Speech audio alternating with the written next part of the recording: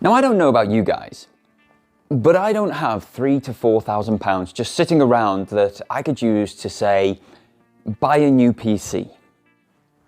Why do I bring this up? That's the sort of money I would need to do what I currently do on YouTube with a PC setup. I don't own a PC of any variety at the moment. There's no laptop, no Surface tablet, no Surface of any description, no desktop of any variety. Everything that I do is through the devices that I already own. So the consoles themselves and a phone and tablet. That's it. That's how I create all of my content. But if I were to go the more industry standard route of content creation, I would need a PC that I would want to do the equivalent of what I currently do, which means gameplay in 4K, 60 frames per second and HDR, and it would mean editing and rendering in 4K, 60 frames per second, and ideally HDR. I would like to future-proof my content. So it would be looking at those top-end graphics cards, which cost around £1,000 each, second-hand, let alone brand new. So I have always looked for ways to do the same thing that everybody else is doing using the devices that I already own. The lowest cost option or the best bang for buck option. And 12 months ago, I asked the question, can you stream Nintendo Switch from Android? And through my testing 12 months ago, the answer was unfortunately no. But I've not stopped looking. I've used those old processes to capture visual footage that I can use in edits, but it's still not allowed me to live stream. I think, however, I may have found a way to overcome that obstacle and stream content from a HDMI input through my Android tablet. I don't know if this is going to work. I don't know if I have found a solution, but we're gonna go and find out together. So welcome everybody, my name is Doragon, and today we are gonna try and see if we can create a live stream on Android via a HDMI input.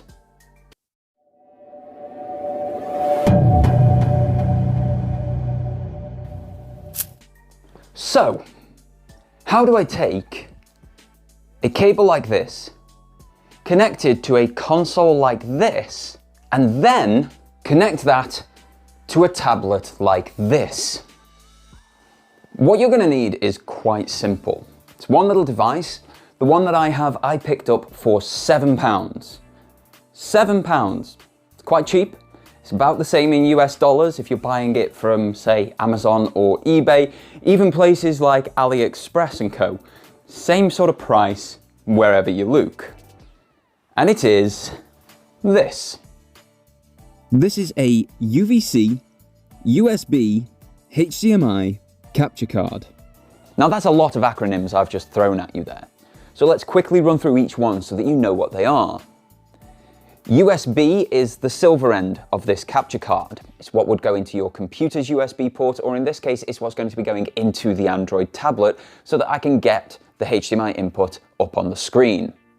HDMI, speaking of, is this other end. It's what this cable will go into to allow me to receive the console's footage on the Android tablet. UVC is something that you really need to know. Essentially, it means that this capture card is plug and play. What that means is you can plug it into any mobile device, whether that is an Android phone or tablet or an iPhone or iPad, and it will work.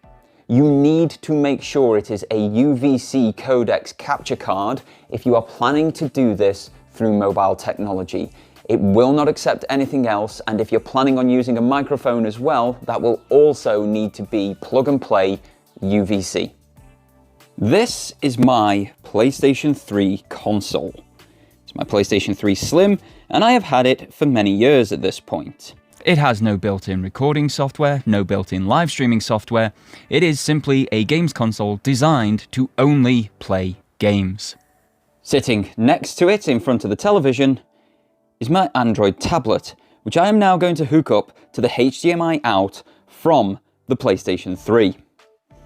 Hooking up is a simple matter of plugging the HDMI into the capture card, plugging the USB end into a USB port, and then plugging the USB-C into the charging port of the tablet.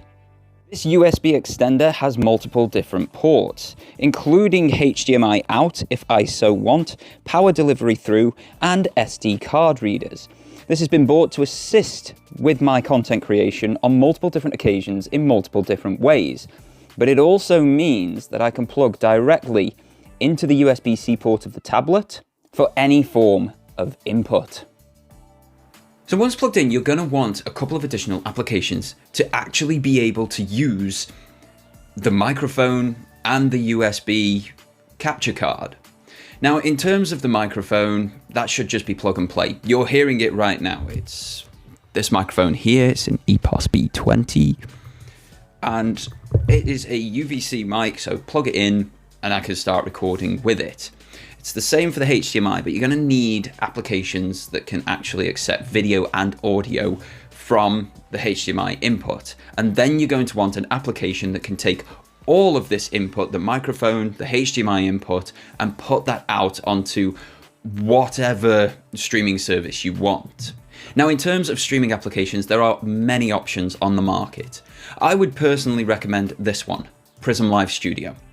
There are many reasons I would recommend this particular application, but one of the best ones is it has everything available. I can put overlay alerts on, I can have event lists, sponsorships, and a chat on the screen all at once. And all of this can display either just for me or for everybody that you're watching. So let's add a chat on, and let's also then add on alerts. So the alerts will pop up here. Anybody who subscribes to the channel, anybody who becomes a member at such a time as I'm monetized. Again, subscribe down below, help me get towards that monetization route and those memberships if you want to support even further.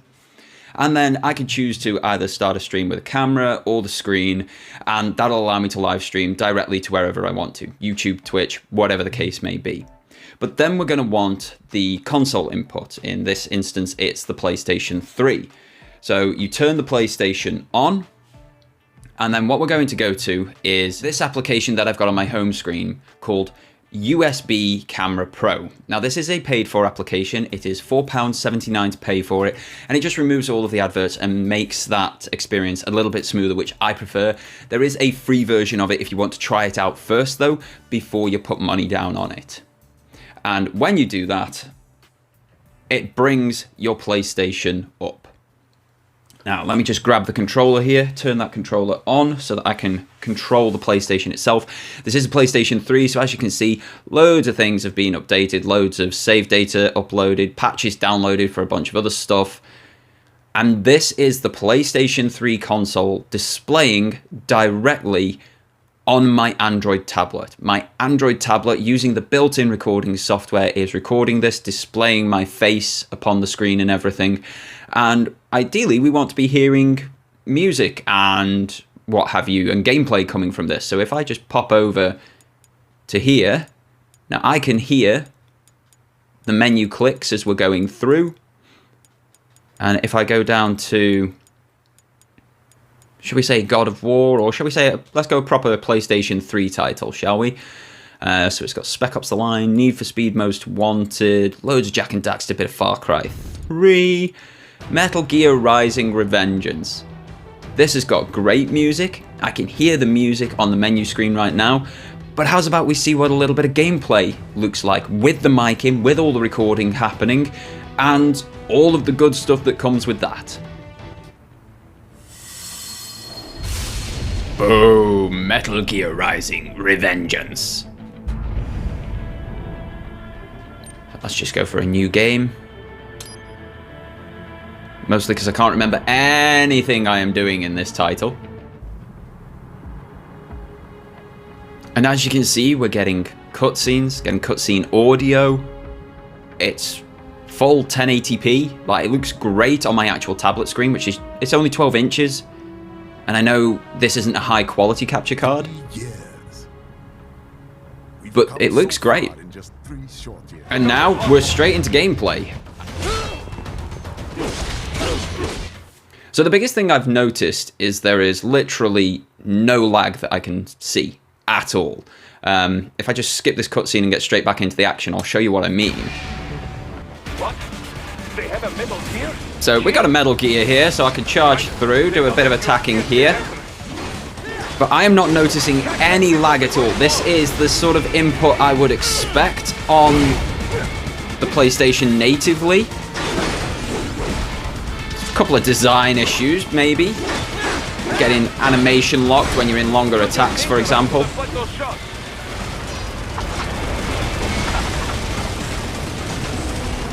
And if we go slide, okay. It's really responsive. It's as responsive as I would expect anything to be, and I imagine it will be exactly the same for any other HDMI input.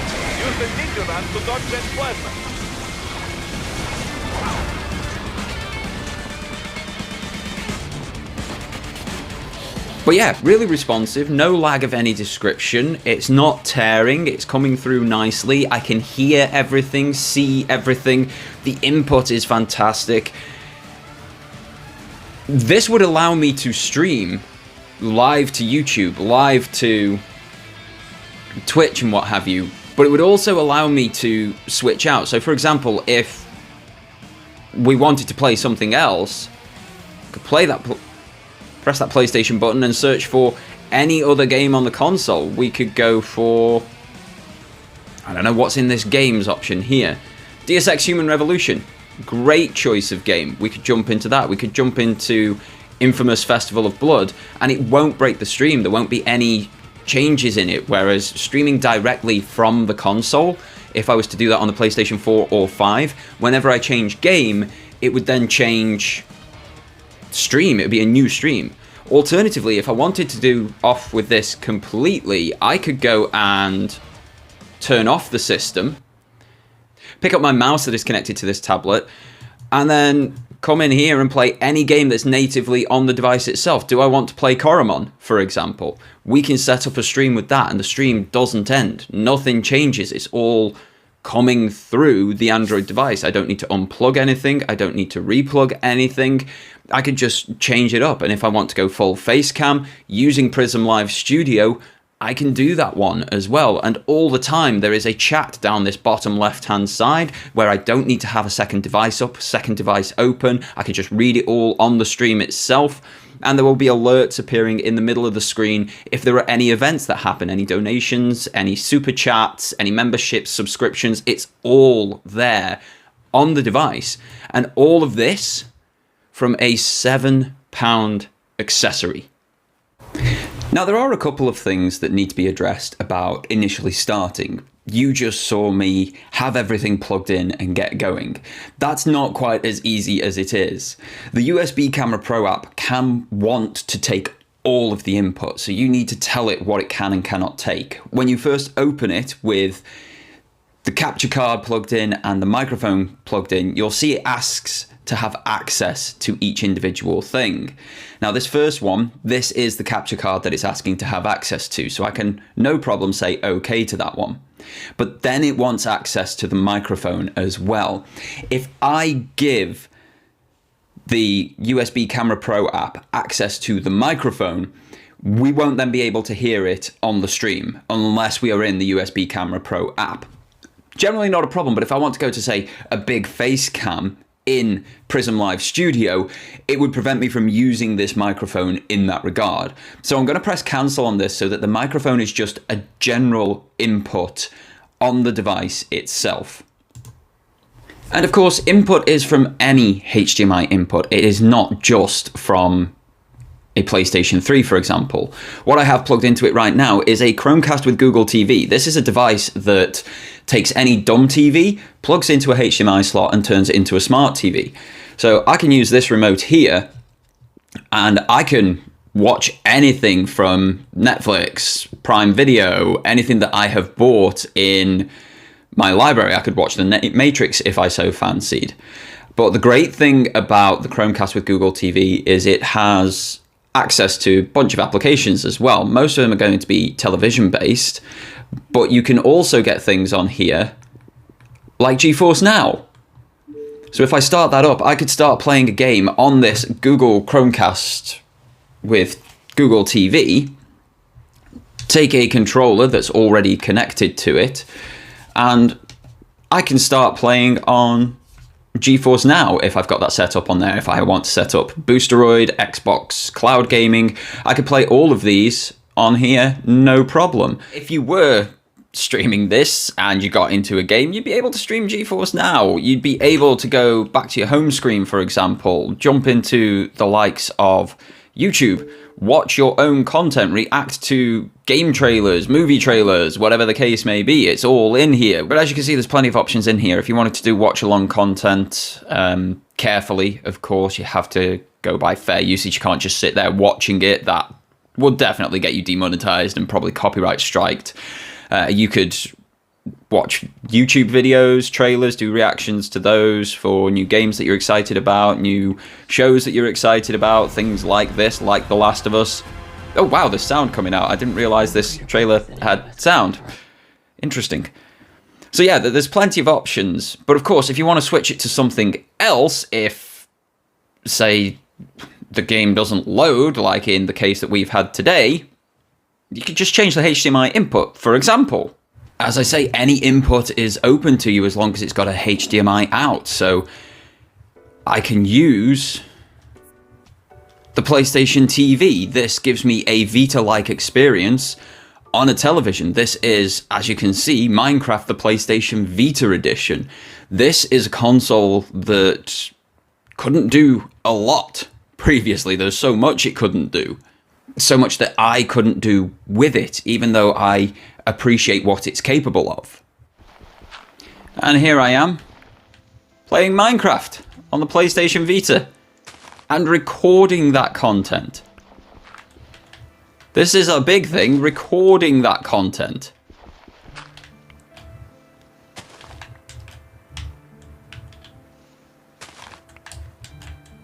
Look at it.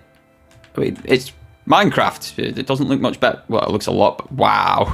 There is no draw distance on this. When you have it on a much bigger screen than the PlayStation Vita, you notice how bad it actually is. Ooh, wow. Well, yeah.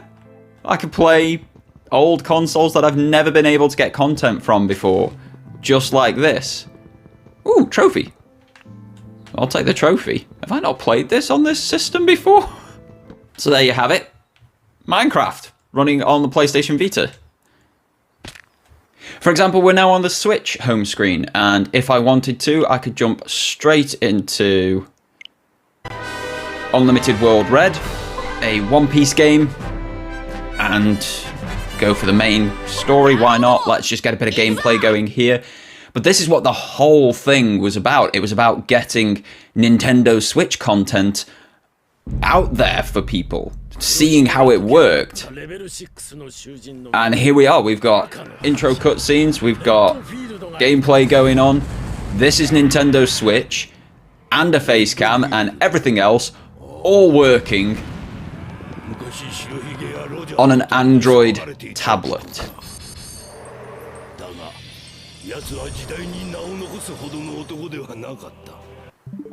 Now, it doesn't just open up, say, Switch options. It doesn't open up HDMI input from, say, the PlayStation 3 and older consoles. What it does with the newer consoles, the likes of, say, the PlayStation 5, is allow me to stream things that, or record things even, that wouldn't have been able to have been streamed or recorded previously. Such as the home screen, for example. This is the PlayStation 5 home screen. But more importantly, it's things like PlayStation Plus Premium. I can go into this, I can go into the cloud streaming catalog, and I could pick a game to play. I could play it directly over the internet, and I wouldn't have any troubles with it. The problem with trying to do this directly on the console is it doesn't allow you to stream a game from the internet to the console, then from the console stream that footage back to the internet. I don't know whether it overloads what the console is capable of, but all of these games are cloud gaming available. I can play all of them. Let's find one that a lot of people seem to like. Where is it? There it is, Doom. Let's play a bit of Doom on the cloud. If I were trying to stream this directly through the console and I press this button, it would get about here and say that it couldn't be streamed. But as you can see, it's now checking for space on the server, and once it's found that space, which doesn't take long at all, I will be able to play Doom via the cloud and stream that via this HDMI input method. And here we are now in Doom. I always forget how to play Doom. Always forget how to play Doom. But yeah, this is the game just playing. Ow. Ow. I am so bad at this game. I've shot all of his arms off.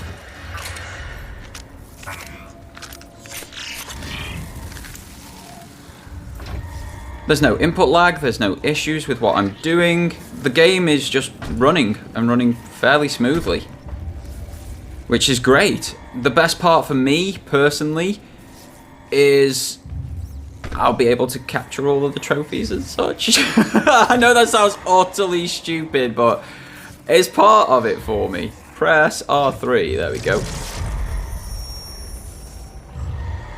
But say I don't want to play this anymore. Say I've had enough of playing Doom and I want to move into Destiny 2. I can just boot that straight in and the stream doesn't cut. If I was doing this from the PlayStation like I've done previously, the stream would cut. But speaking of streams, it's got to be done through Prism Live Studio. So let's have a look at that, shall we? So here we are. We're going to go back into USB Camera Pro. And we've got Destiny 2 Lightfall. This is the same as it was in the recording previously. This is running through Prism Live Studio now, so what you're seeing is an actual live stream. It was put up privately and then just downloaded. This is what the live stream would look like in terms of full fidelity, running through Prism Live Studio, the HDMI input from the PlayStation 5, running through the USB Camera Pro app. Let's just load my Hunter up. And let's just take a quick trip to Neptune and go do one of the lost sectors over there. Okay, and here we are at the lost sector, so we're going to take a quick run in. I'm again noticing zero input lag of any description, zero challenges actually playing the game coming through the capture card. I can see what's going on, hear what's going on.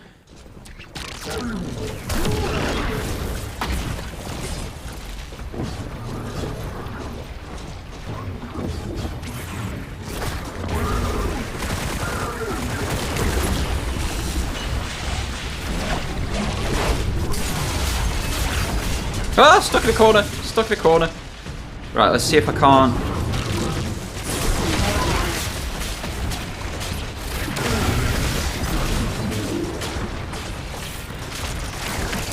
But yeah, I've got no problems playing this way. It looks great, feels great. So yeah, there's no input lag, there's no issues with gunplay, with the subclass play.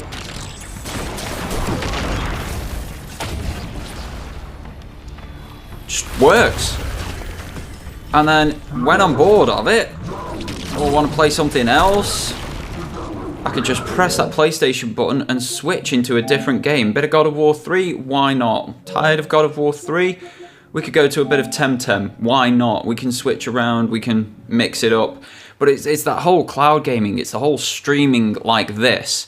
It's being able to do what I want to do, what is more industry standard. And then things like this, where I've got this little menu up the top here, I can turn the screencast off and it becomes an IRL facecam type stream. I could just talk directly to you guys, and it's phenomenal. This is what I wanted from all this.